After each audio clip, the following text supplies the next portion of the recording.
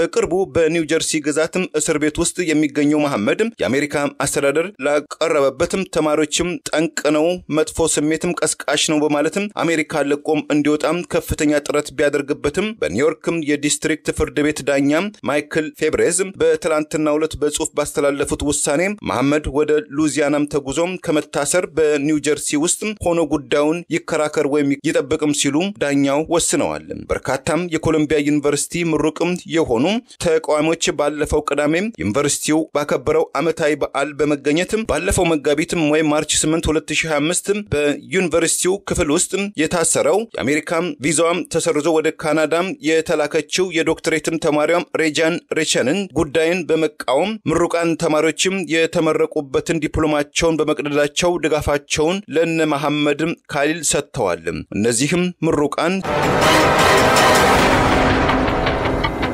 የፕሬዝዳንት ትራምፕ አስተዳደር ባለፈው ወር ከ200 በላይ የቬንዙዌላም ስደተኞችን ከአገር ያባረረ መሆኑን መረጃ በመጠየቅም ያወጣው የአሜሪካ የሲቪል ላይበሪቲ ማህበር እነዚህ ስደተኞች ከአሜሪካ ለማባረር ወደ 81 ከመቶ ነጥብ መስፈርትን የሚጠይቅ ሲሆን ወደ 20 የሚጠጉም ቁሶችን ወይም አይተምስንና በ6 ክፍሎች የተከፈሉ መሆናቸውን አሳውቋል። በአሜሪካ ከሚባረሩ መስፈርቶች መካከል 8 ነጥብ ወይም ከዚያም በላይ የተመዘገበባቸው ህገወጥ የተባሉ ስደተኞች በሰውነታቸው ላይ የሚበጧቸውን ንቅሳቶችም ወይም ታቱና በማህበራዊ ትስስር ገጾች ላይ የሚያጋሯቸው ልጥፎችም በቀላሉም ከአይኤስሲ አይኖች ውስጥ እንደሚያስከቷቸውም አሳውቋል። በቅርቡም ከአሜሪካም ከተባረሩ 7 የቬንዙዌላም ዜጎች ቤተሰቦችና ጠበቆች ኤንቢሲ እና የተለያዩ የዜና ምንጮች በሰጡት አስተያየት ከአሜሪካም የተባረሩት ቤተሰቦቻችን ከየትኛውም የወረበላ ቡድን ጋር ንክኪነት የላቸውም፣ ነገር ግን በሰውነታቸው ላይ የተነቀሱት ምንም አይነትም የመጥፎነት መግለጫ የሌለው ያሉት ንቅሳታቸው መሆኑን ተናግረዋል። በአገሩም ቬንዙዌላ ውስጥ የንቅሳት ባለሙያ የሆነው የስራውን ውጤትንም በስራ ላይ ያሳየው ጆን ቻይን እንደ ወንድሙ ኤድሜር ቼን ገለጻም ወንድሜ መጠጥ የማይጠጣም አደንዛዥ እጽም ሆነ ሲጋራ የማያጤስም ከማንኛውም የጋንግ ቡድን ጋር ንክኪነት የሌለው ነገር ግን በንቅሳትም የተለከፈው ወንድሜ ይህ ንቅሳቱ ዛሬ ላይ ለእስራት ዳርጎትም ከወረበሎች ጋር ወደ ኤልሳልቫዶር እንዲባረርም በአሜሪካ ውስጥ በህገወጥ መንገድ ገብተዋል ተብለው ነገር ግን የፍርድ ቤት ማቆያ ወረቀት ወይም ህጋዊ ሰነድ ያላቸው ሲያዩአቸው ወንጀለኞችም ይመስላሉ የሚሰጧቸው አስተያየትም ለአሜሪካ ደህንነትና ብሔራዊ ጥቅም ስጋት ነው ተብለው የሚጠረጠሩ የግሪን ካርድ ባለቤቶችም እየተጠረዙ የመባረራቸው ጉዳይ ማነጋገሪያ ርዕስም ፈጥሯል። የፕሬዝዳንት ዶናልድ ትራምፕ አስተዳደር በተያዘው ጸረ ህገወጥ ሰነድ አልባ ስደተኞችም ጠራርጎ የማባረር ዘመቻም የተለያዩ ያረጁ ታክቲኮችን በመጠቀም ህገወጥ የተባሉ ስደተኞችን ከአገር የማባረሩ እርምጃ የህግ ባለሙያዎችን የማህበራዊ አንቂዎችን ከአገር ተዋራሪዎችንና ቤተሰቦቻቸውን እያነጋገረም እያጨቃጨቀ ይገኛል። ካልሚር አብራጎም ግራሲያ የኤልሳልቫዶር ዜጋም ሲሆን በዚህ ወር አጋማሽ ላይ በ3 አውሮፕላኖችም ተጭነው ከአሜሪካ ወደ ኤልሳልቫዶር ከተባረሩም ከ100 ቬንዙዌላዎችም ጋር ተዳብሎ መሰደዱም ታውቋል።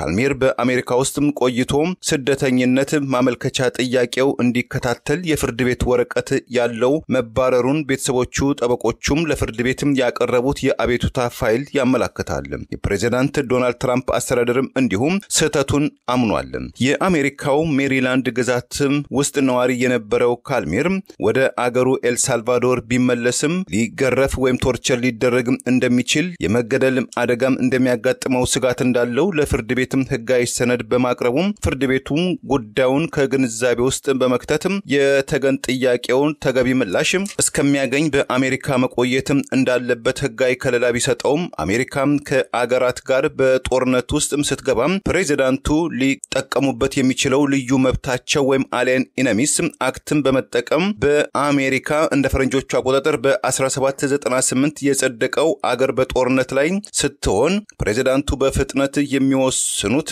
ውሳኔ በመጠቀም በአሜሪካ ውስጥ ውንብድናም ሰርተዋል ተብለው በተጠረጠሩ ግለሰቦች ጋር አብሮም ተባረዋል። የአሜሪካው ፕሬዝዳንት ዶናልድ ትራምፕ በአሜሪካ ታሪክ ለሶስትም ጊዜያት ብቻም ተግባራዊ የሆነው ስደተኞችን ለማባረር የተጠቀሙበት አግባብ ዳኞችም ተግባራዊ እንዳይሆን ቢያሳስቡም አስተዳደሩ ግን በተያዘው ስደተኞችን ከአሜሪካ በፍጥነትም ጠራርጎ የማባረር ዘመቻም ገፍቶበታል።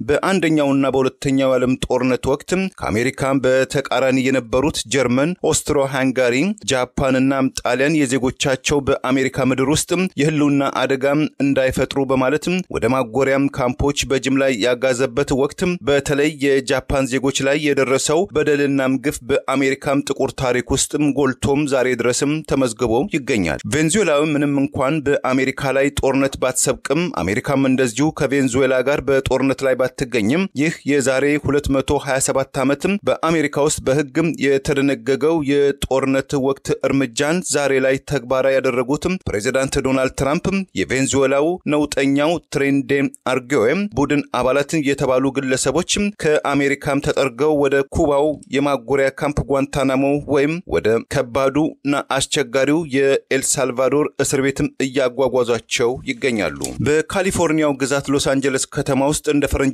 አቆጣጠር በ1980ዎቹ ይንቀሳቀስ የነበረው ማራም ሳልቬቺያ ወይም በእንግሊዘኛው ምህጻረ ቃል MS-13 ተብሎ የሚጠረጠረው የወረበላዎችም የጋንግስተርስ ቡድን አባል ተብሎ የተጠረጠረው ጋርሲያ እንደ ፈረንጆቹ አቆጣጠር በ2019 መረጃ የተገኘው ከአንድ ሚስጥራዊ ሹክባይ እንደሆነ ክስ ቢቀርብበትም ውንጀላውን የተቃወመው ጋርሲያ ግን ወደ ሀገሬ ኤልሳልቫዶር በመለስ ህይወቴ አደጋ ላይ ሊወድቅም ይችላል የሚል ምክንያት ማቅረቡን ፍርድ ቤት ከግንዛቤ ውስጥ በመክተትም ከአሜሪካም እንዳይወጣም ወይም እንዳይባረር የሚል የህግ ከለላም ሰጥቶት ነበር። ይህንን የፍርድ ቤት ውሳኔን ተከትሎ በጊዜው ከእስራት የወጣው ጋርሲያ የአሜሪካም ዜግነት ካላት በሜሪላንድ ግዛት የምትኖር ባለቤቱ ጋር ልጅ በማፍራት በመኖር ላይ ሳለ የአሜሪካም የስደተኞች የጉምሩክ ባለስልጣናት በእንግሊዘኛው ምህጻረ ቃል ICE ሰራተኞች ባለፈው መጋቢት ወይም በፈረንጆቹ ማርች 12 2025 በቁጥጥር ስር ውሎ ከ3 ቀናት ቆይታ በኋላ በመጋቢት 15 2025 በእግሩ ላይ እግረሙቅ በእጁ ላይ ካቴናም ተደርጎበት እንደ ወንጀለኛ ኤልሳልቫዶር ማጎሪያ ቤት ውስጥ ከበርካታ እስረኞች ጋር መገኘቱን ባለቤቱ በተንቀሳቃሽ ምስል ቪዲዮ አማካኝነት ለመረዳት እንደተቻለች ለፍርድ ቤትም አቤት ብላለች። በቀድሞ ፕሬዝዳንት ባራክ ኦባማ አስተዳደር የተሾሙበት በአሜሪካም ዲስትሪክት ፍርድ ቤት ዳኛ ፖላ ኔክስም ከጋርሲያም ቤተሰቦችና ጠበቆች የቀረበላቸውን አቤቱታም በመመርመር የአሜሪካ አስተዳደር በጉዳዩ ዙሪያ ማብራሪያ እንዲሰጥ ባቀረቡት ጥሪ መሰረት አንድ የአይሲን ከፍተኛ ባለስልጣን ለፍርድ ቤቱ በሰጡት ምላሽ ጋርሲያም ከአሜሪካ ምድር መባረሩ በአስተዳደራዊ ውስጥ በተፈጠረ ስህተት መሆኑን እናምናለን ብለዋል። የፕሬዝዳንት ዶናልድ ትራምፕ አስተዳደር የፍትህ ዲፓርትመንት ጠበቃም ለፍርድ ቤት ባቀረበው ምላሽ በአሁን ወቅት ከአሜሪካም ቁጥጥር ውጪ በገዛም አገሩ በኤልሳልቫዶር ውስጥ የሚገኘው ጋርሲያ ወደ አሜሪካም ዳግም ለመመለስ የአሜሪካ አስተዳደር አይችልም። ጋርሲያ በአገሩ ኤልሳልቫዶር ውስጥ ይደርስብኛል ያለው የሰብአዊ መብት ጥሰትም ቶርቸር፣ ግድያም ሊያጋጥመው እንደማይችል የአሜሪካ አስተዳደር ጥልቅ ምርመራ ማድረጉ ከታሳቢነት ውስጥ በመክተትም ግለሰቡ ማለትም ጋርሲያ ወደ አሜሪካ ይመለስ ዘንድ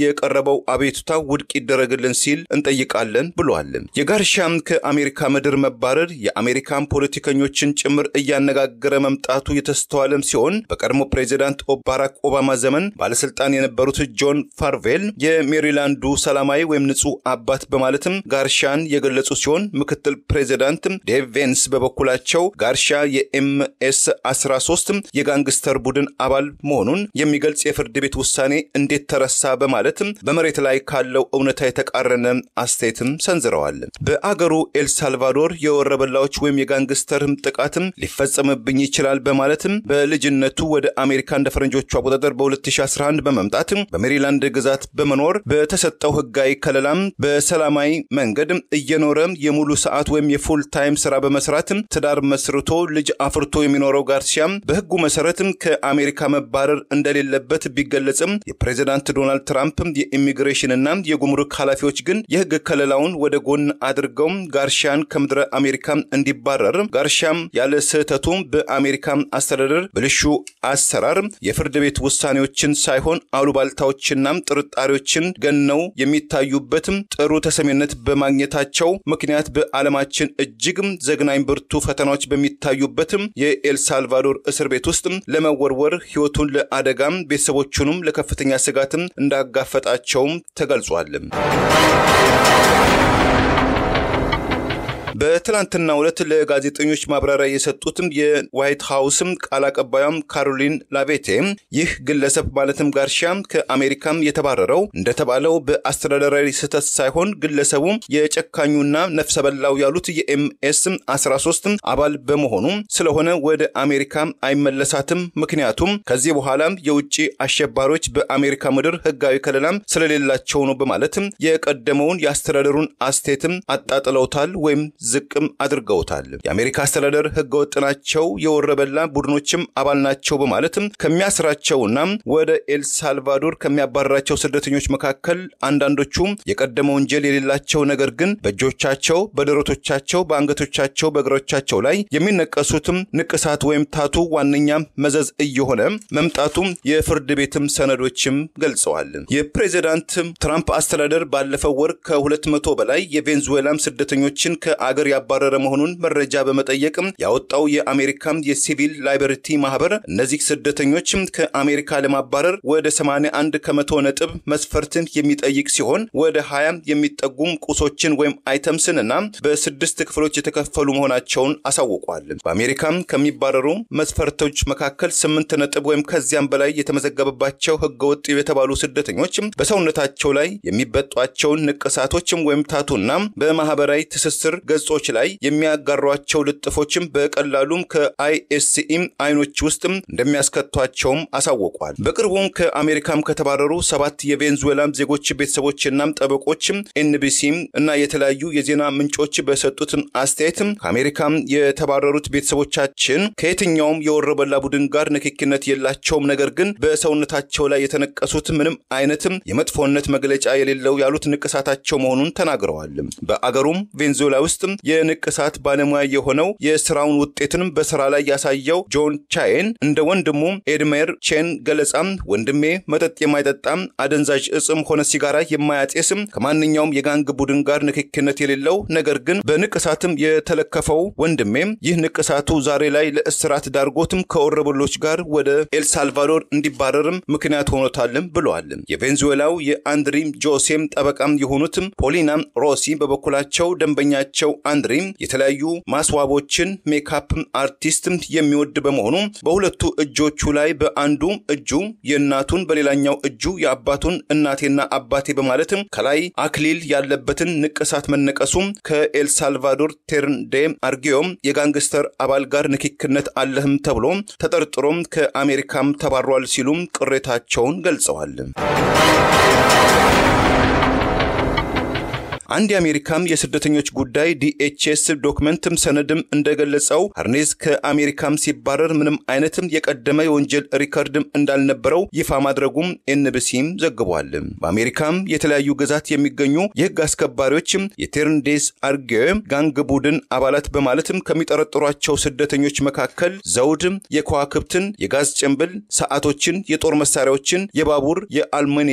ወዘተ ምልክቶችን በሰውነታቸው ላይ የተነቀሱ ሰዎች ዋንኛም የጥርጣሬ ራዳር ውስጥ እንደሚከቷቸው መረጃዎችም ይገልጻሉ። የታዋቂ የአሜሪካም የቅርጫት ኳስ ተጫዋቾችም የሚያደርጓቸው ቲሸርቶችም ወይም ጀርሲዎችም እንዲሁ የጥርጣሬ ማግኔትም ሲሆኑ ከነዚህ መካከል የማይክል ጆርዳን፣ የሌበርን የመሳሰሉትም ቁጥር 23 የኢሚግሬሽን ሰራተኞችም ትኩረት ከሚስቡበት መካከል ተጠቃሽም ሆነዋል። አጭር ጽሁፎችም ያሉባቸው የታቱ ሐረጎችም በተመለከተ የእግዚአብሔር ልጆችም ሃዶስ ዲኦም ኤችጂ እስከ ሞት ድረስ እውነትም ሪያል ሆስታ ላ ሞርቴ የሚሉት ንቅሳቶችን በአሁን ወቅት ተወዳጅነትና ውበት የሚገልጹ ሳይሆኑ የአሜሪካ የደህንነት ሰራተኞችም የትኩረት አቅጣጫ ማነፍነፊያ ምክንያቶች መካከል ተጠቃሾችም ናቸው ተብለዋል። ጄሪ ሬይስ ባሮስ ፕሮፌሽናል የእግር ኳስ ተጫዋች ሲሆን እንደ ጠበቃው ሌንቲም ቶቤን ገለጻም ከዚህ ቀደም ምንም አይነት ወንጀልም ሆነም ከወረበላዎች ጋርም ተጠርጥሮም አልታሰረም፣ ክስም አልቀረበበትም። ይሁን እንጂ የስፔኑ የሪያል ማድሪድ ክለብ ዋነኛ ደጋፊ የሆነውና የማድሪድን ሎጎ ዘውድ ያለበትም እንደዚሁም በስፓኒሽ ቋንቋም እግዚአብሔር ወይም ዳዮስ የሚል ጽሑፍ መነቀሱ በማህበራዊ ትስስርና የአሜሪካውያን እወድሃለሁ እወድሻለሁ ምልክትም ያለበትም ሮኬም ኤንድ ሮል ምልክት መለጠፉም ከአሜሪካ አደገኛው የኤል ሳልቫዶር እስር ቤትም ከወረበላዎች ጋርም ተጠርዞም እንዲባረር ምክንያት ሆኖታል በማለትም ተከራክረዋል። ሎትሮም ሐሳብን በነጻ የመግለጽ መብትም በሕገ መንግስቷ ውስጥ ዋነኛ አስኳል ከመሆኑም ባሻገር በተግባር የሚታይባት አሜሪካ ውስጥም ለአገዛዙ የሚጎረብጥም አስተያየት የሚሰጡም የሕጋዊ የመኖሪያ ፈቃድ ያላቸው ምሁራንና የውጭ ሀገር ተማሪዎችም በመጡበት የሚባረሩበት ጉዳይ እየተከሰተ መምጣቱም ተመልክቷል። በርካታዎችም ለተቃውሞ ሰልፍም ሐሳብን በማህበራዊ ትስስር ከመግለጽም እንዲቆጠቡም አስገድዷቸዋልም ተብሏል። በአሜሪካ ውስጥ የመኖሪያ ወይም የሥራ ፈቃድ ያላቸው አፍቃሪ ፍልስጤም ጸረ እስራኤል አቋም ያላቸው የተባሉ ደርዘን የሚሞሉ የውጭ ሀገር ተማሪዎች በቅርቡ በደህንነት ሰራተኞችም ከያሉበትም ታድነው ለእስራትም ተዳርገዋል።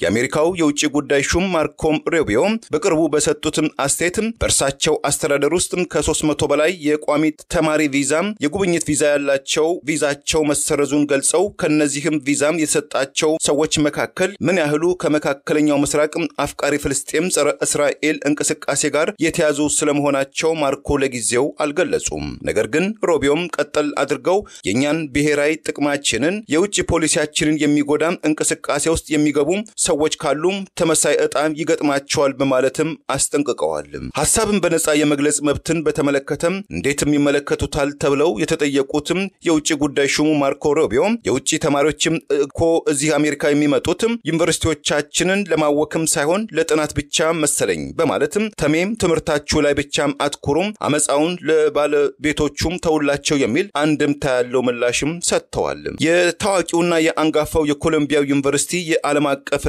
የፐብሊክ ጉዳይ ተመራቂ የሆነው በአፍቃሪ ፍልስጤም እንቅስቃሴው በብዙዎች ዘንድ የሚታወቀው የአልጄሪያ ዜግነት ያለው በአሜሪካም ግሪን ካርድ ወይ መኖሪያ ፈቃድ መሰረት በአሜሪካም ቋሚ መኖሪያ ፈቃድ ያለው መሐመድ ካይል በቅርቡ በአይሲኢ ሰራተኞችም ተይዞ መታሰሩ የመኖሪያ ፈቃዱም ተሰርዞ ወደ አገሩ ይባረራል የሚል እንቅስቃሴን በፍርድ ቤትም ጣልቃ ገብነት መታገቱም በርካታ የአሜሪካ ዩኒቨርሲቲ እና ኮሌጅም ለቁጣም አነሳስቷቸዋል። ፍልስጤም የዘር ሐረግ ያለው በሶሪያ ደማስቆ የተወለደው መሐመድና መሰል የአፍቃሪ ፍልስጤማውያን መታሰር መዋከብ በአሜሪካ የከፍተኛ ትምህርት ተቋማት ውስጥ መነጋገሪያ ርዕስም ፈጥሯል። በቅርቡ በኒው ጀርሲ ግዛትም እስር ቤት ውስጥ የሚገኘው መሐመድ የአሜሪካ አስተዳደር ላቀረበበትም ተማሪዎችም ጠንቅ ነው መጥፎ ስሜትም ቀስቃሽ ነው በማለትም አሜሪካ ለቆም እንዲወጣም ከፍተኛ ጥረት ቢያደርግበትም በኒውዮርክም የዲስትሪክት ፍርድ ቤት ዳኛ ማይክል ፌብሬዝ በትላንትናው ዕለት በጽሁፍ ባስተላለፉት ውሳኔ መሐመድ ወደ ሉዚያናም ተጉዞም ከመታሰር በኒው ጀርሲ ውስጥ ሆኖ ጉዳዩን ይከራከር ወይም ይጠብቅም ሲሉ ዳኛው ወስነዋል። በርካታም የኮሎምቢያ ዩኒቨርሲቲ ምሩቅም የሆኑ ተቃዋሚዎች ባለፈው ቅዳሜ ዩኒቨርሲቲው ባከበረው ዓመታዊ በዓል በመገኘትም ባለፈው መጋቢትም ወይ ማርች 8 2025 በዩኒቨርሲቲው ክፍል ውስጥ የታሰረው የአሜሪካም ቪዛዋም ተሰርዞ ወደ ካናዳም የተላከችው የዶክትሬትም ተማሪዋም ሬጃን ሬቸንን ጉዳይን በመቃወም ምሩቃን ተማሪዎችም የተመረቁበትን ዲፕሎማቸውን በመቅደዳቸው ድጋፋቸውን ለነ መሐመድ ካይል ሰጥተዋል። እነዚህም ምሩቃን ዛሬም ድጋፋችን ለፍልስጤማውያንና በፖሊስ ለሚታደኑ ዓለም አቀፍ ተማሪዎች ነው። በዩኒቨርሲቲያችን አፍረናል፣ ተሸማቀናል፣ ነጻም ፍልስጤም መሐመድም ካይል በአስቸኳይ ይፈታ በሚሉ መፈክርም አሰምተዋል። የአይናችሁም ቀለም ተክለሰውነታችሁ ንግግራችሁ አላማረኝም በማለትም ስደተኞችና ተማሪዎችን የሚያዋክበው የአሜሪካው አስተዳደር ደጋፊዎች እንዳሉት ሁሉም ተቃዋሚዎችም በመጪው የምርጫ ወቅትም በካርዳችን እንቀጣዋለን ሲሉም ከወዲሁም ዝተዋል። ሌሎች በበኩላቸው የግፉ ዘመን ገና ተጀመረ እንጂ መቼ መከራችን ተቋጨ በማለትም መጪውን ዘመን በስጋትም እያማተሩ ይገኛሉ። ለብር ራዲዮ ለተጠናቀረው ታምሩ ገዳነኝ ቸርን ሰንበት መልካሙን ሁሉ ያሰማን።